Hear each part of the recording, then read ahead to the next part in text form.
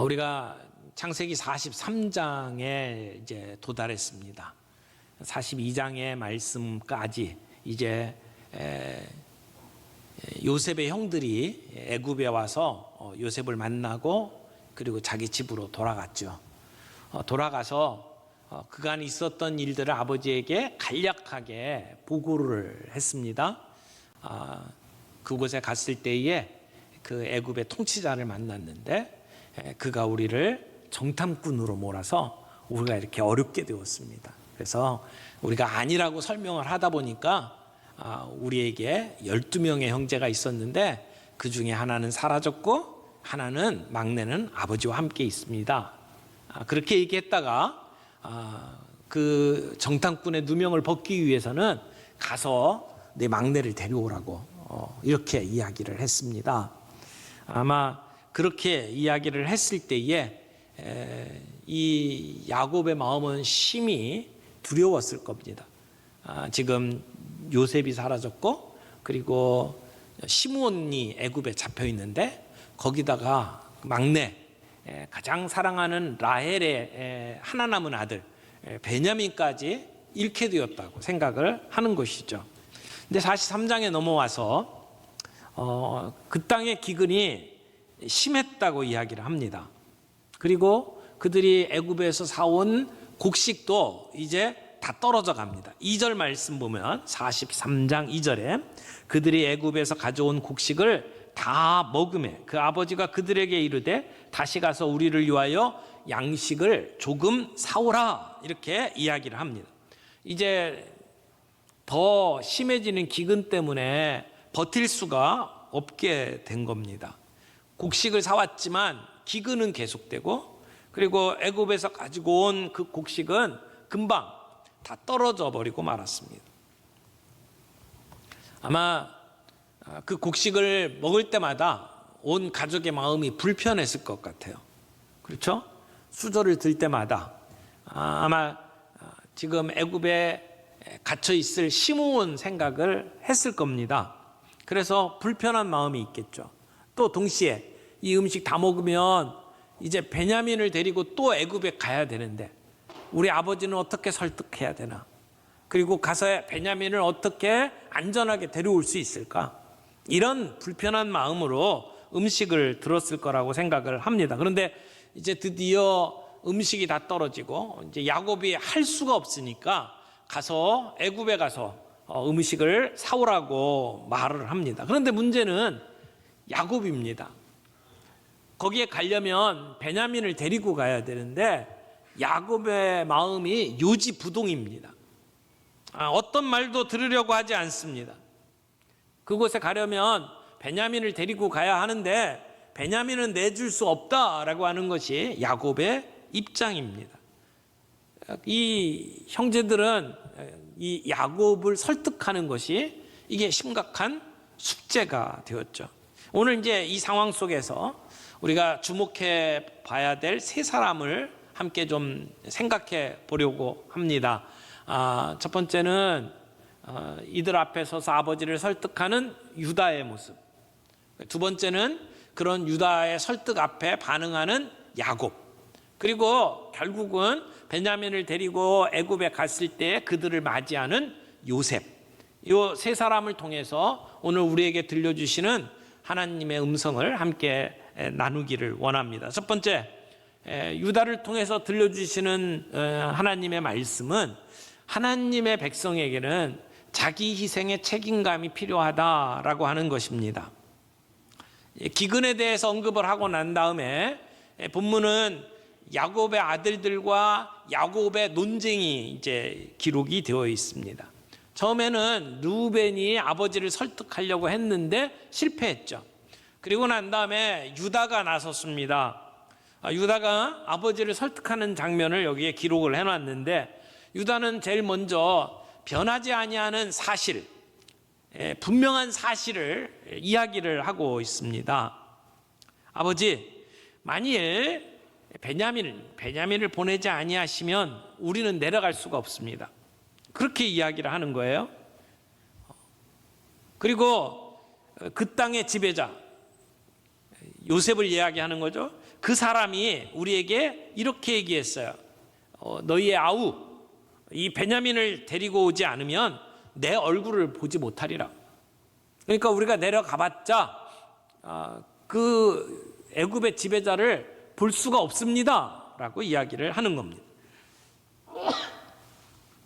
이것은 분명한 사실입니다. 부인할 수 없는 사실이죠. 그랬더니 야곱이 그 형제들을 다시 책망합니다. 6절에 보니까 너희가 어찌하여 너희에게 또 다른 아우가 있다고 얘기를 해가지고 나를 이렇게 괴롭히느냐. 아직도 야곱은 완강합니다. 마음을 바꿀 생각이 없습니다. 자기의 사랑하는 아내는 제일 먼저 세상을 떠났고 그가 낳은 두 아들 가운데 요셉은 죽었어요. 그리고는 이제 남은 하나 베냐민까지도 저 사지로 몰아넣어야 된다? 안 된다는 겁니다. 만약 그렇게 하면 나는 살아있어도 죽은 것과 마찬가지다 라고 이야기를 해요. 그래서 너희들이 왜 그 사람에게 쓸데없는 얘기를 해가지고 나를 괴롭히느냐? 다 너희 때문이다 라고 책임 전가를 하는 거죠. 그때 유다가 그 야곱을 설득을 합니다. 그 아버지의 그 처절한 마음을 유다는 충분히 이해하면서 아버지에게 이렇게 이야기를 하죠. 이제 8절부터 10절까지의 내용을 보게 되면 이런 얘기를 해요. 저 아이를 나와 함께 보내시면 우리가 바로 출발할 수 있습니다. 그러면 아버지와 우리와 그리고 우리의 어린 아이들이 살 수 있습니다. 그리고 내가 그 베냐민을 위하여 담보가 되겠습니다. 아버지께서 내 손에서 그를 찾으소서. 만일 내가 아버지께 데려다가 아버지 앞에 두지 아니하면 내가 영원히 죄를 지리이다. 우리가 이렇게 지체하지 않았으면 벌써 애굽에 2번이나 다녀왔을 겁니다. 그래서 아직도 주저주저하고 아직도 결단하지 못하는 야곱을 설득을 하는 것입니다. 유다의 이런 설득에 야곱은 마음문을 엽니다. 그리고 결국에는 그렇게 하라고 승낙을 하죠. 그래서 오늘 두 번째 우리 야곱을 통해서 우리가 배울 수 있는 교훈을 이렇게 정리했어요. 하나님의 백성에게는 모든 문제를 하나님의 섭리에 맡기는 믿음이 필요하다. 유다의 간곡한 이 설득에 야곱이 마음을 열었습니다. 그래서 한 발 물러서서 베냐민을 여행에 동참하게 되죠. 그런 그 야곱의 모습을 오늘 우리가 보게 됩니다. 그리고 이제 그 아들들이 애굽의 지배자 앞에 서게 됐을 때에 그에게 은혜를 입을 수 있도록 하기 위해서, 잘 보이도록 하기 위해서 선물을 준비해 줍니다.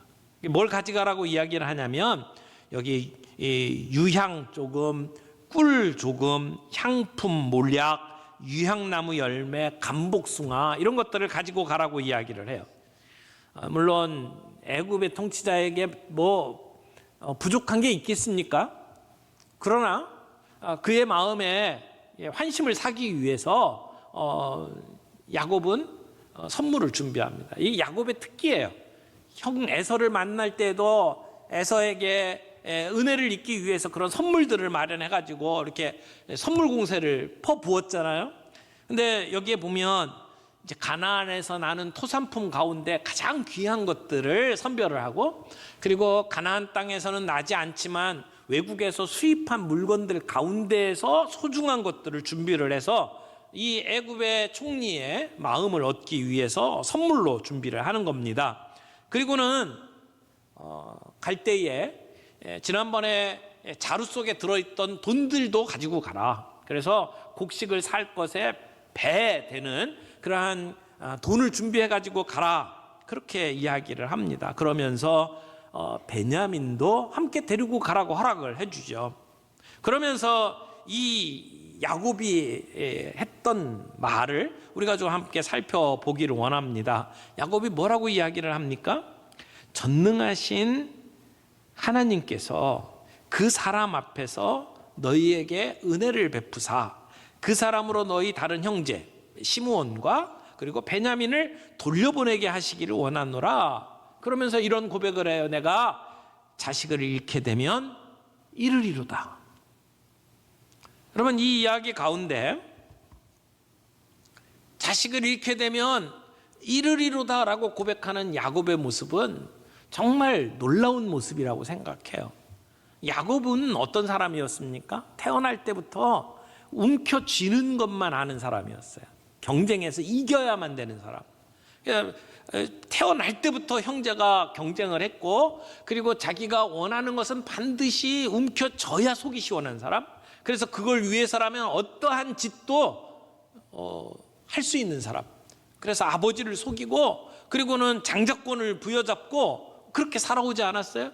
자기 사랑하는 연인 라헬을 얻기 위해서라면 14년을 종살이를 하면서도 결국은 내 것으로 만들고야 마는 인생을 살아왔던 야곱 아닙니까? 그랬던 그가 이제는 내가 자식을 잃으면 잃을 것이다 라고 이야기를 하는 거죠. 여러분, 내가 자식을 잃게 되면 잃으리로다 라고 하는 것은 단순한 체념이 아닙니다. 사람들은 이제 야곱이 나이가 들어서 철이 들고 이제는 체념을 했다 이렇게 볼 수도 있을 겁니다. 하지만 그게 아니라는 것이 어디에 나타나냐면 11절에 보면 이 야곱의 이름을 이렇게 부르죠. 11절에 그들의 아버지 이스라엘이 그들에게 이르되, 지금 야곱이라고 부르지 아니하고 이스라엘이라고 부르고 있어요. 이스라엘이라고 하는 새로운 이름이 어디서 왔죠? 브니엘에서 하나님과 씨름하면서 얻은 이름이에요. 내가 가지고 있는 꾀와 내가 가지고 있는 능력을 가지고 뭔가를 움켜잡는 인생은 야곱이에요. 그런데 이스라엘은 하나님 앞에 그 문제를 내려놓는 사람이에요. 하나님과 씨름하는 사람이죠. 이제 내 삶에 어떤 문제들이 있다면 그것은 하나님을 붙잡고 하나님과 해결할 문제다라고 생각하는 인생은 이스라엘이에요. 그런데 그 야복강가의 사건이 있은 뒤에도 성경은 이 이름을 어떤 때는 야곱으로 쓰고 어떤 때는 이스라엘로 씁니다. 이스라엘이라고 하는 것은 어떤 면에 있어서는 영적으로 그가 하나님을 의지하고 하나님 앞에 자기 인생을 내어 맡길 때에 부르는 이름이에요. 오늘 이 순간에 야곱은 이스라엘로 불립니다. 야복강 이후에 마땅히 야곱이라는 이름 대신 이스라엘로 불리워야 마땅한데, 그런데 사실은 그렇지 않아요. 우리가 예수 믿고 구원받고 새로운 피조물이 되었다고 해도 우리의 인생이 완전히 이스라엘로 살아갈 수가 없어요. 어떤 때는 야곱이 나타나고 어떤 때는 이스라엘이 나타나죠. 이게 같이 나타나요. 그래서 조금씩 변화된 모습으로 나아가는 것이 우리의 모습이죠. 어느 한순간에 완전히 이스라엘로 살아가지를 못한다는 거죠. 오늘 야곱으로 살아왔던 그가 지금 이 순간에는 이스라엘에 고백을 합니다. 내가 자식을 잃게 되면 이르리로다 라고 이야기를 하면서 그 앞에 무슨 말로 시작을 합니까? 14절에 보니까 전능하신 하나님께서 내가 자식을 잃게 되면 이르리로다 라고 하는 말 앞에 전능하신 하나님 엘샤다이를 이야기를 하고 있어요. 굉장히 중요한 의미입니다. 하나님은 모든 일을 하실 수 있는 분이다 라고 고백을 하는 거죠. 야곱은 인생의 말년, 노년에 들어서 내 인생이 내가 가지고 있는 욕심대로 살 수가 없다라는 것을 분명하게 깨닫습니다. 그리고 내 인생은 결국 전능하신 하나님의 손에 달려있는 것이다 라고 하는 것을 깨닫게 되는 것이죠. 오늘 하나 남은 라헬의 아들 이 베냐민의 운명을 결정짓는 것은 그를 위해서 내 목숨을 담보로 내놓겠다고 하는 요셉이 결정할 수 있는 것도 아니고, 아니요, 유다가 결정할 수 있는 것도 아니고, 애굽의 총리로 있는 요셉이 결정할 수 있는 것도 아니라고 하는 것을 야곱은 깨달은 거예요. 그를 위해서 자기 목숨을 담보로 내놓는 유다도 아니고, 애굽의 권세를 잡은 요셉도 아니고, 결국은 베냐민의 운명을 결정짓는 것은 전능하신 하나님께 달려있다. 라고 하는 것을 깨닫고 하나님 앞에 그 믿음을 고백하는 장면이라고 말할 수 있는 것이죠. 그래서 내가 자식을 잃게 되면 이르리로다. 전능하신 하나님 앞에 이 문제는 내려놓겠습니다 라고 하는 고백입니다. 오늘 우리는 이 땅에 태어날 때 두 주먹을 불끈 쥐고 울면서 태어나잖아요. 싸워서 승리해야 되는 이 세상 속에 우리는 내가 뭔가를 하겠다고 생각을 하면서 살아갑니다. 그러나 예수 그리스도를 알게 되고 내 인생의 주인이 내가 아니라는 것을 알게 되면서 우리는 조금씩 그 움켜쥐었던 우리의 손을 펴게 되죠. 언젠가 우리가 주님 앞에 서게 되는 날 우리는 우리의 모든 손을 펴고 이 세상을 떠나게 될 겁니다. 오늘 우리의 삶 속에 내 인생의 주인이 내가 아닙니다. 우리의 온 우주를 다스리고 계시는 주권자이신 그 하나님 앞에 우리의 문제를 내어 맡깁니다. 우리도 그런 이스라엘로 살아갈 수 있기를 바랍니다. 내 인생의 모든 문제가 나에게 닥칠 때마다 내가 그것 나 혼자서 씨름하는 게 아니라 하나님 앞에 그 문제를 내려놓고 해결받을 수 있는 이스라엘로 살아갈 수 있기를 바랍니다. 이렇게 형제들은 야곱이 준비한 대로 선물을 준비하고 베냐민과 함께 이제 애굽으로 내려가게 되죠. 자, 이제 세 번째 요셉을 만나는 장면이 기록이 되어 있죠. 이 요셉의 입장에서 우리에게 주시는 교훈은 하나님의 백성에게는 형제를 사랑의 식탁으로 초대하는 은혜가 필요하다라고 하는 사실을 보게 됩니다. 하나님께서는 이 요셉의 형들을 지금까지 선한 양심으로 이끌기 위해서 다양한 방법을 사용을 해 오셨어요.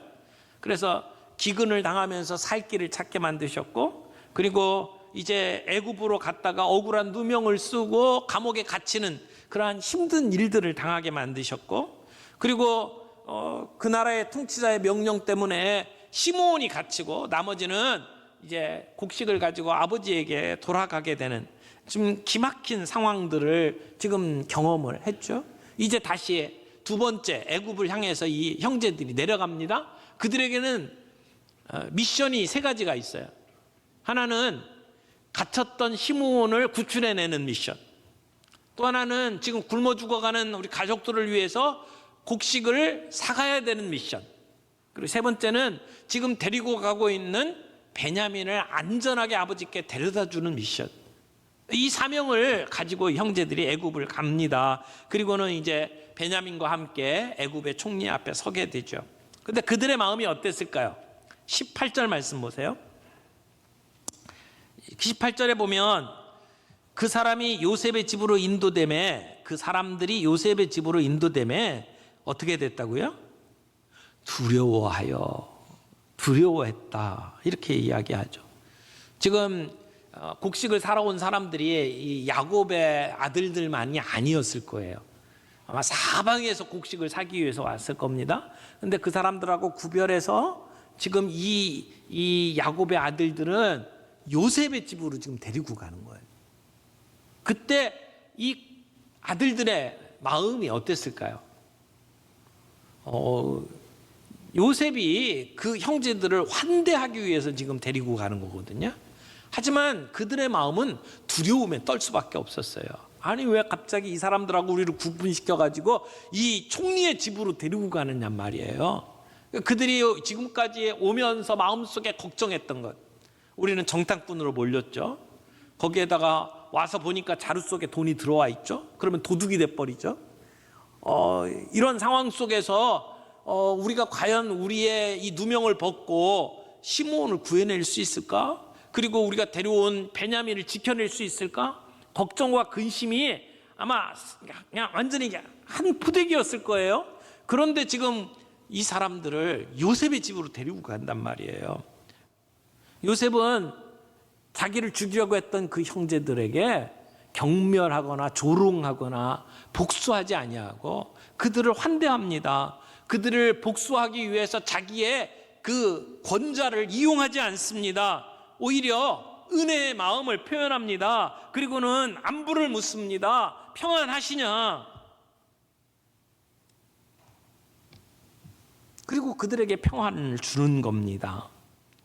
눈을 돌려서 베냐민인 것을 확인을 하고 그에게 복을 빕니다. 소자여, 하나님이 내게 복 주시기를 원하노라. 복을 빌고 있습니다. 그리고는 자기의 친혈육이죠. 이복 동생이 아니에요. 같은 엄마를 둔 베냐민을 바라보고 그를 사랑하는 마음이 북받쳐 올라서 어떻게 표현을 할 수가 없으니까 도망갑니다. 다른 방에 가서 실컷 울고, 그리고 난 다음에 다시 그 형제들을 만나요. 그리고는 그들에게 식사를 대접합니다. 그래서 나이 순서대로 사람들을 앉히고, 그리고 베냐민에게는 다른 사람보다 5배나 많은 음식을 제공을 합니다. 네, 여기 5배나 더 많은 음식을 베냐민에게 주는 모습은 어떻게 보면 그 형제들을 시험하는 또 하나의 모습이 아닐까 하는 생각이 듭니다. 사실 이 가정에 지금 이 사건들이 일어난 배경에 뭐가 문제였습니까? 아버지의 편애, 그리고 그것을 바라보는 형제들의 시기와 질투, 이것이 결국은 요셉을 죽이려고 하고 그를 팔아버리게 된 원인 아닙니까? 그런데 다른 형제들이 보는 앞에서 베냐민에게 더 많은 것을 주고 있어요. 그것을 바라보는 형제들의 모습을 지켜보는 겁니다. 그런데 어떤 일들이 벌어집니까? 이 34절 보세요. 34절, 요셉이 자기 음식을 그들에게 주되 베냐민에게는 다른 사람보다 몇 배? 5배나 주매. 그 다음에 어떻게 됐어요? 그들이 마시며 요셉과 함께 즐거워하였더라. 5배나 주는데도 그들이 베냐민을 보면서 시기하거나 질투하는 모습이 없었던 거죠. 선한 양심으로 변화된, 그래서 하여튼 형제를 사랑하는 모습으로 함께 즐거워하는 그들의 모습으로 오늘 이야기가 끝납니다. 오늘 이 말씀을 보면서 야곱이 복수하지 아니하고 그들의 형제들에게 사랑의 식탁을 제공하는 모습, 얼마나 아름다운 모습입니까? 사실 이 모습은 우리 주님이 우리에게 베푸신 모습이에요. 요셉의 모습은 바로 예수님이 우리에게 행하실 일들을 미리 보여주는 모습이죠. 우리가 예수님에게 간 게 아닙니다. 예수님이 우리에게 찾아오셔서 우리에게 사랑의 식탁을 마련해 주신 겁니다. 우리를 섬기신 겁니다. 우리는 그분을 배척했는데 그분은 마다하지 아니하고, 우리는 그분이 우리에게 베풀어 주시려고 하는데도 마음속에 두려움이 있지만 그럼에도 불구하고 하나님은 우리에게 샬롬, 평안을 주신 거예요. 식탁으로 우리를 섬깁니다. 은혜로 우리를 섬겨주십니다. 풍성한 은혜를 우리에게 주시는 겁니다.